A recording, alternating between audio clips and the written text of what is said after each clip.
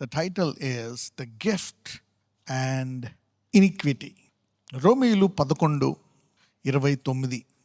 Romans 11:29. ఏలయనగా దేవుడు తన కృపావరముల విషయములను పిలుపు విషయములను పశ్చాత్తాపపడడు. Everybody has a gift. కొంతమందిని దేవుడు సేవకు వాడుకుంటాడు, కొంతమందిని ఉద్యోగాల్లో వాడుకుంటాడు, కొంతమందిని వ్యాపారాల్లో, కొంతమందిని అనేక రంగాల్లో వాడుకుంటాడు, సోషల్ సర్వీస్గా. Everybody has a gift. అయితే కొంతమందిలో మనకి గిఫ్ట్ కనపడదు. We don't see gift. తల్లిదండ్రులు చూసి అరే ఏంటి వీడెందుకు పనిచేయడు, వీడేమైపోతాడు అని వర్రీ అవుతూ ఉంటారు. కొంతమందిలోనేమో వాళ్ళు చదువుకోరు, ఏం చేయరు, ఉన్న గిఫ్ట్ను వాడరు. కొంతమందికి గిఫ్ట్ ఉంది కానీ వాడు ఇలా అయిపోయాడు. కొంతమంది గిఫ్ట్ ఉంటుంది, దే బికమ్ సిక్, వాడలేనంత సిక్ అయిపోతారు, వీల్ చైర్లు అయిపోతారు. కొంతమంది గిఫ్ట్ ఉంటుంది కానీ చనిపోతారు మధ్యలో, దే డై. సో ప్రతి ఒక్కరికి ఒక గిఫ్ట్ ఉంటుంది. చాలామంది ఏం చేస్తారంటే ఎవరు బాగా సక్సెస్ అయిన వాళ్ళని చూసి వాళ్ళ గిఫ్ట్ ఉంది అనుకుంటారు, అరే దేవుడు నాకు ఇవ్వలేదు అనుకుంటారు. మీరు ఈ లోకంలో అత్యధిక సంపన్నులను చూడండి, వాళ్ళు ఒకప్పుడు ఏమీ లేని స్థాయి నుంచి వచ్చిన వాళ్ళే. అంటే ఏమీ లేకపోయినా వారిలో ఉండే వరాన్ని ఏం చేశారు? ఎవ్రీబడి హ్యాస్ ఎ గిఫ్ట్, అది వరం. Next, and iniquity. ఇనిక్విటీ అంటే ఏంటి? బలహీనత. చాలాసార్లు ఈ బలహీనత ఎక్కడి నుంచి వస్తుంది? మనము డెవలప్ చేసుకుంటాం. ఒక్కొక్కసారి మనలో ఉండే లేజీనెస్, అంటే మనలో ఉండేటువంటి బద్ధకము ద్వారా అది వస్తుంది. ఒక్కొక్కసారి పితరుల ద్వారా వస్తుంది. సాధారణంగా ఇనిక్విటీ అనేది పేరెంట్స్ నుంచి వస్తుంది. To stop the iniquity with you so that the blessing continues. యేసుప్రభువు కూడా చెప్పాడు గలతీయులు 3:13-14. మరి ధర్మశాస్త్రం వల్ల వచ్చి శాపమును తీసివేసి ఆయన ఏమిచ్చాడంట? అబ్రహాం ఆశీర్వాదం. అంటే you want to stop the curse and promote the blessing from the next generations. So ఈ రెండింటి మీద స్టడీ చేస్తాం అనమాట ఈరోజు. Gift and iniquity. This is based on the practical things that I have seen in people's lifes. The gifts and callings of God are without repentance. అయితే ఒకసారి దేవుడు ఇచ్చిన తర్వాత ఈ భూమి మీదకి వచ్చిందంటే 100% గిఫ్ట్ ఉంటుంది నీలో. ఎందుకంటే మన దేవుడు ఒక మనిషిని సృష్టించిన తర్వాత ఆయన ఒక పనివాడికి పుట్టొచ్చు, కూలి పని చేసుకునే వాళ్ళకి పుట్టొచ్చు. వాళ్ళు భూమి మీదకి ఎవరైనా వచ్చారు అంటే సమస్త భూలోకాన్ని సృష్టించినటువంటి దేవుడు ఒక వరం పెడతాడు వాళ్ళు. సో ఈ భూమి మీద ప్రతి ఒక్కళ్ళు అన్ని లోకాలని సృష్టించిన సృష్టికర్త యొక్క దేంతో బయటకు వస్తారు? వరముతో. దేవుడంట ఆ వరాల్ని మళ్ళీ వెనక్కి తీసుకోడంట. మధ్యలో కూడా నీకు గిఫ్ట్లు ఇస్తాడు. ఒకవేళ నీకు ఏది లేదనుకున్నావు అనుకో, నువ్వు అడిగావు అనుకో, he will give you gifts. అయ్యా నేను బాగా చదువుకోవాలా, నాకు గిఫ్ట్ కావాలి, he will give you gift. నాకు మ్యాథ్స్ అర్థం కావట్లేదు, యూ విల్ అండర్స్టాండ్ మ్యాథమెటిక్స్. నాకు సైన్స్ అర్థం కావట్లేదు, సైన్స్. నాకు ఉద్యోగం, నేను ఒక కంపెనీ పెట్టాలి, God will give you gifts. అడుగు ప్రతివానికి. He is a giver, he want to give gifts. అయితే ఒక్కసారి ఇచ్చిన తర్వాత వెనక్కి తీసుకుంటాడా? He will not take it. So we will study today. ఈరోజు పర్టికులర్ టాపిక్ ఏంటంటే ఒక గిఫ్ట్ వచ్చిన తర్వాత ఏం చేయాలా? This is for those who are having a gift. Okay, ఇప్పుడు నీకు జాబ్ వచ్చింది. ప్రతి ఒక్కరికి ఒక డ్రీమ్ ఉంటుంది, ఒక స్థలం కొని ఇల్లు కట్టుకోవాలా, పిల్లలు బాగా చదివించేయాలా, గిఫ్ట్ ఉంటుంది. Everybody you want to bring out that gift. కానీ నీకు డ్రీమ్ కరెక్టే, కానీ ఈరోజు నేను చెప్తుంది ఏంటంటే నీ మనసు ఎలా ఉండాలంటే, ప్రభువా సమస్త భూలోకమును, అన్ని లోకాలని, పైనుండే నక్షత్రాలని, ఆకాశమును ఎలాగ దుప్పట్లాగా పరిచావో, మేఘాలని, ఇదంతా కొన్ని వేల సంవత్సరాల నుంచి పనిచేసే దేవుడవు నా కొడుకులో కూతురులో పెట్టిన వరాన్ని ఎలా తీయాలా అనేటువంటిది తల్లిదండ్రులకు ఉండవలసినటువంటి మొదటి తలం. ఇలాంటి దేవుడు నాలో పెట్టిన వరాన్ని బయటికి ఎలా తీయాలా, తర్వాత నా పిల్లల్లో పెట్టిన వరాన్ని బయటికి ఎలా తీయాలా. ఈ భూమి మీద అన్నిటికంట ధనికమైనటువంటి ప్రాంతం ఏదంట? శ్మశానం అంట. అదేంటి బ్రదర్ అంటారా? ఎందుకంటే 100కి ఒకళ్ళలోనో లేకపోతే 1000 మందిలో ఒకళ్ళకో 10 మందికో 100 మందో బయటికి తీస్తారంట దాన్ని. మిగిలిన వాళ్ళందరూ అది బయటికి తీయకుండానే చనిపోతారంట. So the graves are there with the gifts. People ask for mantles. జనాలు మ్యాంటిల్స్ కోసం అడుగుతారంట. మ్యాంటిల్ అంటే ఏలియా దుప్పటి ఎవరి మీద పడ్డది? ఎలీషా మీద పడ్డది. దాన్ని మ్యాంటిల్ అంటారనమాట, అభిషేకం. ఎన్నంతలు పడ్డది? అడిగాడు. సాధారణంగా ఒకంతే రావాలా, కానీ ఇతను ఏం చేశాడు? అడిగి 200 పొందుకున్నాడు. మేబీ ఇతనిలో ఏ వరం ఉందో. అసలు నాకు తెలిసి ఇతను 2 వరాలు అడగాల్సిన పని లేదు. ప్రభువా నీ పట్ల నాకే వరం ఉందో అది అడుగుంటే చాలా బాగుండేదేమో. ఒకవేళ దీన్ని ఈయన హ్యాండిల్ చేయగలిగాడా? హ్యాండిల్ చేయలేకపోయాడు. ఏలియా ఏం చేశాడు? హ్యాండిల్ చేయగలిగాడా? అంటే ఏంటి? దేవుడిచ్చిన వరాన్ని ఏలియా చంపేయమన్నా సరే చనిపోయాడా? ఏలియా ఏమన్నాడు? అయ్యా, నా ప్రాణాన్ని తీసుకెళ్ళిపో, నా వల్ల కాదు, ఈ జెజబెలమ్మ చంపేస్తుంది నన్ను, ఆమె చేతిలో పోయే కంటే నువ్వే చంపేనాను అని అంటే దేవుడు అతన్ని చావనిచ్చాడా? తీసుకెళ్ళిపోయాడా? ఆమెను పైనుంచి కింద పడేసి కుక్క ఆమె రక్తాన్ని తాగేటట్టు చేసి ఈయన్ని మరణం చూడకుండా పైకి తీసుకెళ్ళిపోయాడు. అంటే ఏంటి? దేవుడు ఈయనకి ఇచ్చిన గిఫ్ట్ని దేవుడే కాపాడి దాన్ని అవమానంలో పడకుండా గణపరిచాడు ఆ వరాన్ని. ఒకవేళ ఎలీషా ఇతన్ని చూడకుండా నీ పట్ల నాకే వరం ఉందని అడుగుంటే అతడు కూడా ఘనంగా ముగిచ్చేవాడేమో. You getting me now? Copy చేసి 200 అభిషేకం కావాలన్నాడు. దాన్ని హ్యాండిల్ చేయగలిగాడా? He could not handle. It is dangerous to imitate somebody's gifts. ఎంతమందికి అర్థమవుతుంది? ఇస్తాడు దేవుడు, అడిగితే వాళ్ళది కావాలంటే ఇస్తాడు. But your own gift is powerful so that you can have a good finish.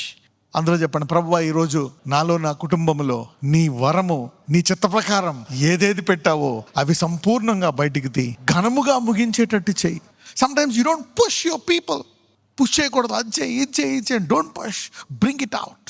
God puts a gift. అందరూ ఎలా ప్రేయర్ చేయాలి? ప్రభువా, నా కూతురులో ఏం గిఫ్ట్ పెట్టావు, నా కొడుకులో ఏం గిఫ్ట్ పెట్టావు, మా ఊళ్ళో ఏం గిఫ్ట్ పెట్టావు, ఇద్దరు పొద్దున్నే తిట్టుకుంటున్నావు, కొట్టుకుంటున్నావు, ఏ వరం పెట్టావు? నువ్వు నీ వరంలో పెడితే దేవుడు ఆ వరంలో ముందుకెళ్తే చాలా లోక సంబంధమైన శరీరేచ్ఛలు జయించి ఘనంగా ముగించే అవకాశం ఉంది. But they are without repentance. అంటే అవి వెనక్కి వెళ్ళవు, అలాగే ఉంటాయి. మ్యాంటిల్స్ అన్నీ ఉంటాయి. ఈ మ్యాంటిల్స్ అన్నీ పైన లేవంట, ఈ భూమి మీదే ఉన్నాయంట. అడిగితే అవి వచ్చి నీ మీద పడతాయండి ఈ వరాలన్నీ. ఏ వరాలు? ఎలీషాయి, మోషేయి, అన్నీని. కానీ అవన్నీ చూసుకొని నీకు స్టడీకే, ప్రభువా, నాకెటువంటి అభిషేకం ఈ యుగానికి పెట్టామనేది కావాలి నీకు. పౌలు చూడండి, వాళ్ళని ఎవరిని అడగలే. పేతురు వాళ్ళని ఎవరిని అడగలే. ఆత్మ ద్వారా ఎవరిని చూడలే. అన్నీ తెలుసు పేతురికి, అన్నీ తెలుసు. నీ వరం ఏంటి ప్రభువా అని అడిగాడు. అతను నీడ రోడ్ల మీద అవతల మనుషులు వేసి వెళ్ళిపోతుంటే నీడ అందరినీ స్వస్థపరిచేసిందంట. పోనీ పౌలు ఏమన్నాడు? నాకు కూడా డబల్ నీడ, నా నీడకి ఇద్దరు చూడాలన్నాడా? లేదు. అతను ఒంటికి బట్ట తాకితే ఆ బట్ట ఎక్కడికి వెళ్ళినా సరే ఆ బట్ట అనేకలు స్వస్థపరిచిందంట. Paul got a different gift. దావీదుకి పాత నిబంధనలు ప్రవక్తలందరూ వరాలు తెలుసు. కానీ నీ ప్లాన్ ఏంటి ప్రభువా? చిన్న గులకరాయితో ప్రైమ్ మినిస్టర్ అయిపోయాడు. ఎలక్షన్ లేదు, క్యాన్వాసింగ్ లేదు, ఏమీ లేదు. ఒకే ఒక గులకరాయ. దేవుడు నీలోంచి గిఫ్ట్ బయటికి తీసుకొస్తే గులకరాయ చాలు. అందుకనే నీ ప్రార్థనలో, ప్రభువా, ఏ వరం ఉంది నాలో? కరెక్టే, నేను కూడా అందరిలాగే ఉండేవాడు. I want that gift, I want this gift, I want that. But there is also a gift in you. Without repentance అంటే ఏంటి? పిలుపు విషయంలో పశ్చాత్తాపడ్డా అంటే ఏంటి? నువ్వు ఎన్నిసార్లు నువ్వు ఆయన ట్రాక్లోంచి వెళ్ళిపోయినా, నువ్వు ఆయనకి వ్యతిరేకమైపోయినా వెళ్ళిపోయినా ఆ వరం మటుకు అలాగే ఉంటుందంట. నువ్వు దాన్ని వాడడం మానేస్తావు. అదే చూస్తావు ఈరోజు. ఎందుకు వాడడం మానేస్తావు ఆ వరాన్ని? ఎవరు మానేస్తారు? ఆ వరం ఎలా బయటకు రాకుండా ఆగిపోతుంది? ఆ వరంతో తప్పుదో ఎలా పెట్టిపేస్తాము? ఆ వరాన్ని పెట్టుకొని మనము ఎలాగ దాన్ని వ్యతిరేకంగా వాడతాం? Today want to talk about that, a gift. యోబు గ్రంథం 11వ అధ్యాయం 13-19. నీవు నీ మనస్సును తిన్నగా నిలిపినేడలా, నీ చేతులు ఆయన వైపు చాపినేడలా, పాపము నీ చేతిలో ఉండుట చూచి నీవు దాన్ని విడిచినేడలా, నీ గుడారములలో నుండి దుర్మార్గతను నీవు కొట్టివేసినేడలా. Right, Job is talking about something. నీవు నీ మనస్సును తిన్నగా నిలిపిన ఎడల, నీ చేతులు ఆయన వైపు చాపిన ఎడల. ఇక్కడ ఇంగ్లీష్లో ఏమన్నట్టు తెలుసా? If thou prepare thine heart and stretch out thy hands. చాలామంది చేతులు ఎత్తి దేవుని స్తోత్రం అంటారు. కరెక్టే, వెంటనే ప్రార్థన చేసేస్తారు, వర్షిప్ చేసేస్తారు, దేవునికి ఇచ్చేస్తారు. అయితే దానికి ముందు ఏది ముఖ్యమంట? నీ హృదయాన్ని సిద్ధపరచుకోవాలి. ఎప్పుడైతే నువ్వు ఆయన వాక్యం ద్వారా హృదయాన్ని సిద్ధపరచుకొని అప్పుడు నువ్వు చేతులు ఎత్తి ప్రార్థిస్తే, వాక్యాన్ని సిద్ధపరచమంటే ఏమొస్తుంది? నీతిమంతుడు ఎలా బతుకుతాడు? విశ్వాసము ద్వారా. విశ్వాసం ఎలా వస్తుంది? వినట. సో మీరు చేస్తున్న పదే, what you're doing is right now. ఇప్పుడు నువ్వు వింటున్నావు అంటే ఏం చేస్తున్నావు? నీ హృదయాన్ని సిద్ధపరచుకుంటున్నావు. అందరూ పక్క వాళ్ళతో చెప్పండి, నువ్వు నీ హృదయాన్ని సిద్ధపరచుకుంటున్నావు అని. You are preparing your heart. చదవండి. అప్పుడు ఏమంటాడు ఇక్కడ? If iniquity be in thy hand. ఇక్కడ పాపం అంటది. ఓకే, పాపం అంటే యాక్చువల్గా ఇంగ్లీష్లో ఏమన్నా sin. Iniquity be in thine hand. నా ఇనిక్విటీ అంటే ఏంటి? బలహీనత. 95% విశ్వాసులకు వారు బలహీనతను వారు గుర్తుపట్టలేరు. ఇప్పుడు లూసిఫర్కి ఒక బలహీనత ఉంది. ఏంటి? గుర్తుపట్టాడా? He never found out his iniquity. తర్వాత సౌలుకి ఉంది, గుర్తుపట్టాడా? గుర్తుపట్టలే. దావీదుకు ఉంది, గుర్తుపట్టాడా? ఎస్. ఒక మాట అంటాడు, I was born in iniquity. ఎందులో పుట్టాను నేను? బలహీనతలో పుట్టిన ఆ బలహీనత నాలో ఉంది ప్రభువా, దాని విషయమై నువ్వు ఎలా చేయని అతని అధ్యాయాల్లో సగం అధ్యాయాలు దాని గురించే ఉంటాయి. So identifying the iniquity, right down this if you want.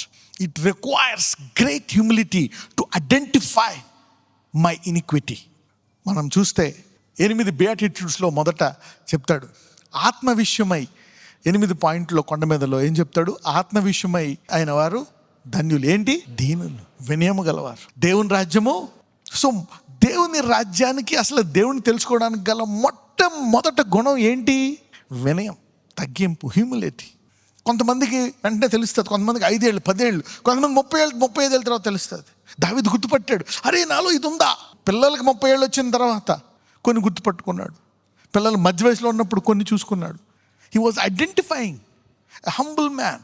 దేవుడు ఎవరైతే వినయం గల హృదయం ఉంటుందో వారికే వారి బలహీనతను బయలుపరుస్తాడండి. ఎందుకంటే దేవుడు ఏదైనా తోటలో పెట్టినప్పుడు ఆయన దేవుని స్వరూపంలో చేసిన దూతల కంటే కొంచెము తక్కువగా చేశాడు. అందుకని అక్కడ మనిషిని పెట్టాడు, ఇంకెవరిని పెట్టాడు? ఒక దూతను పెట్టాడు. ఏం పేరు ఆ దూత పేరు?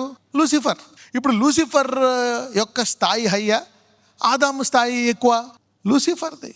You have made him little lower than angels. తీయండి కీర్తనలు 8:5. దేవుని కంటే వానిని కొంచెము తక్కువ వానిగా చేసి ఉన్నావు, మహిమా ప్రభావములతో వానికి కిరీటము ధరింపజేసి ఎంత తక్కువగా చేసావు? ర్యాంక్స్ ఉంటాయి. ఇప్పుడు చూడండి హెబ్రూలు 2 చదవండి. నీవు దేవదూతల కంటే వానిని కొంచెము తక్కువ వానిగా చేసితివి. దేవదూతల కంటే కొంచెం తక్కువగా చేశాడంట. ఇప్పుడు ఈ దేవదూతల్లో లూసిఫర్ ఎవరు? పడిపోయిన దేవదూత. His fallen. అతని స్థాయి ఏంటో తెలుసా మీకు? అభిషేకింపబడిన. దేనికి అభిషేకింపబడ్డాడు? మందసం మీద. ఏముంటుంది మందసం లోపలేమో 3 ఐటమ్స్ ఉంటాయి, మీకు తెలుసు. అహరోను కర్ర, మన్నా, ధర్మశాస్త్రం. ఓకే. అయితే ఇప్పుడు మందసం పైన ఒక కుర్చీ ఉంటుంది. ఏం కుర్చీ? కృపా సింహాసనం. దానికి అవతల యువతల ఏముంటాయి? కెరూబులు. ఏంటి ఆ పని? ఇప్పుడు రాజులు నడుస్తూ ఉంటే రాజు పైన ఇది పెడతారు తెలుసు, ఒక కర్రలా పెట్టి ఇలా కవరింగ్ ఉంటుంది. ఇంట్లో ఉన్న పెడతా ఉంటారు ఇలాగ. ఓకే. సో ఈ కెరూబ్ ఏంటంట? కృపా సింహాసనం మీద ఉండేటువంటి కవరింగ్ అంటే ఇలాగా. చూడ 2 కూడా దూతలు ఇలా ఉండి 2 రెక్కలు కప్పుతాయి ఇలాగా. ఓకే. ఆ సింహాసనం మీద ఉండే కృప సింహాసనం అంటే మెర్సీ సీట్ అంటారు దాన్ని. ఏంటంటే ఇట్స్ ఎ కవరింగ్ అంట. ఆ కుర్చీకి ఏంటంట? పైన కవరింగ్ అంట. Let us read 6. అయితే ఒకడు ఒక చోట ఇలాగ దృఢముగా సాక్ష్యం ఇచ్చున్నాడు, నీవు మనుషుని జ్ఞాపకం చేసుకున్నటకు వాడు ఏ పాటి వాడు. అయితే ఏంటంట? దేవుడు ఎప్పుడు కూడా మనిషిని జ్ఞాపకం చేసుకుంటాడంట. యోబులో ఉంటుంది. He visits him every morning. ప్రతి ఉదయకాలాన్ని దర్శిస్తాడంట. He visits him every morning. అంటే మనం ఉదయకాలము సమయం తీకపోతే మనలో ఏముంది? ప్రైడ్. దేవుడే వచ్చి మనల్ని విజిట్ చేయడానికి ఉన్నప్పుడు అంటే దేవుడు ఎందుకు వస్తాడు? నీ ప్రార్థన ఆలకిస్తాడు. అసలు నీ ప్రార్థన కాదు, నీ నోట్లోంచి మాట రాకముందే నీకేం కావాలో ఆయన తెలుసా తెలీదా? తెలుసు. ఆయన ఎందుకు ఆలకిస్తాడు? ఆయన నువ్వు ఎందుకు ప్రార్థించమంటాడు? ఎందుకు ఆలకిస్తాడు? అయినా నువ్వు ప్రార్థిస్తే దాన్ని ఏమంటారు? విశ్వాసం. అందుకే అంటాడు ప్రార్థన అండు విశ్వాసము గల ప్రార్థన, ప్రేయర్ ఆఫ్ ఫెయిత్. నీకు ఇంత విశ్వాసం ఉండు, కొండ పోకాదు. విశ్వాసముతో పొమ్మంటే కొండ కూడా కదులుతుందంట, సముద్రంలో పడేయచ్చు అంట. So faith is important. You see now. So every day he visits. తీయండి అది కూడా. యోబు 7:17. మనుషుడు ఏపాటివాడు అతని ఘనపరచనేలా. ఎందుకు చేస్తాడంటే ఇలాగా? అతను ఏం చేస్తాడంట? ఘనపరచడానికంట. ఎగ్జాల్ట్స్ అంటే ఏంటి? నీలో ఉండే వరాన్ని బయటికి తెస్తాడంట. పైనుంచి ఏమి రావు. మనుషుడు ఏపాటి వాడు అతన్ని ఘనపరచనేలా, అతని మీద మనస్సు నిలుపనేలా. ఇది మనం అనుకుంటాం, దేవా కొండల తట్టు ఉన్నావు, విను నాయన. అప్పుడప్పుడు దావీదు అంటాడు, విను నాయన, ఎక్కడున్నావు, ఆలకించావు, ఎందుకు నన్ను వదిలేసావు. You see now. What is man that thou should magnify him and that thou should set thine heart upon him. చూడండి, యవ్వనంలో అబ్బాయి అమ్మాయి ప్రేమించుకుంటున్నారు అనుకో, అదొక లోకంలో ఉంటారు ఇద్దరు.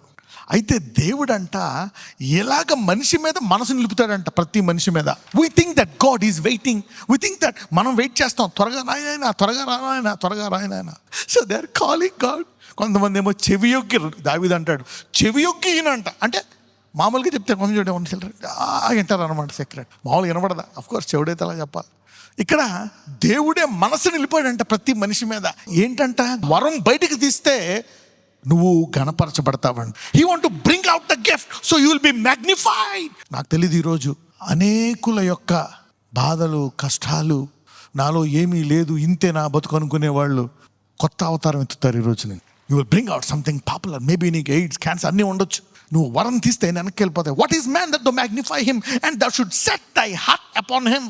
నిన్ను గణపరచడానికి హృదయం పెడతాడంట. Let's go to Hebrews. అయితే ఒకడొక చోట ఇలాగ దృఢముగా సాక్ష్యం ఇచ్చినాడు, నీవు మనుషుని జ్ఞాపకం చేసుకునేటకు వాడు ఏ పాటి వాడు. ఒకడు ఒక చోట అని చెప్తున్నాడు హెబ్రూల్లో. అంటే ఎవరి గురించి మాట్లాడుతున్నాడు?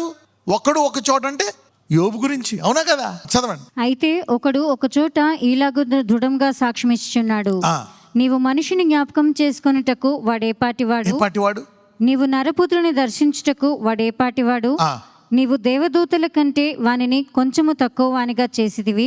తక్కువ వానిగా చేసావు అంటే అలాగే ఉండాలన్నా. చూడండి, మహిమా ప్రభావములతో వారికి కిరీటం ధరింపజేస్తున్నావు. నిన్ను ఇబ్బంది పెడదాం, నిన్ను పతనం చేద్దాం, నీ భార్య భర్తలను విడదీసేద్దాం, నీ భార్యని కంట్రోల్ చేసేవాళ్ళు, భర్తను కంట్రోల్ చేసేవాళ్ళు, పిల్లల్ని కంట్రోల్ చేసేవాళ్ళు, నీ ఆర్థికంగా నేను ఇబ్బంది పెట్టేవాళ్ళు, దురాత్మలు, కనపడేవి కనపడనివి, ఇవన్నీ కూడా ఒకవేళ మరి ప్రత్యేకంగా మనుష్యులు కూడా అదృశ్యమైన దృశ్యమైన కూడా ఉంటాయి ఎఫెసీలో, అవునా కదా?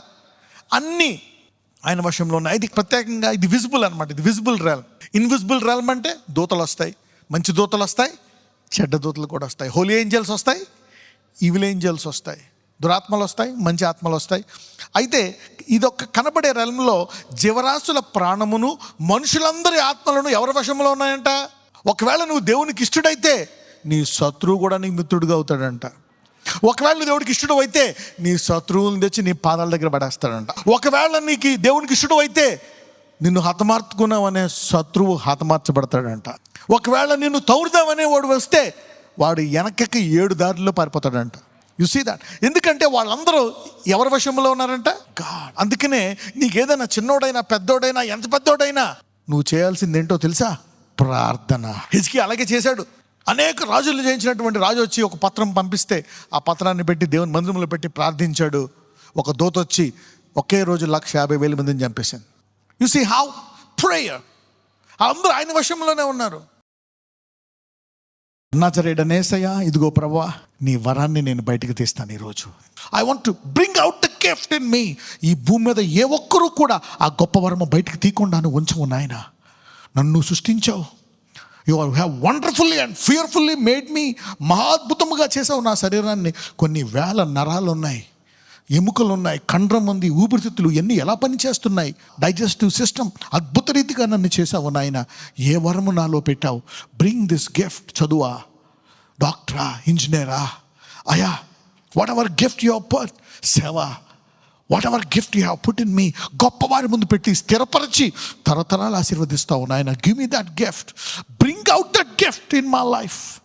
Bring out that gift. నజరేయుడైన యేసు నామమున మీ అందరిలోంచి ఆ గొప్ప వరము బయటకు వచ్చును గాక. ఆమేన్.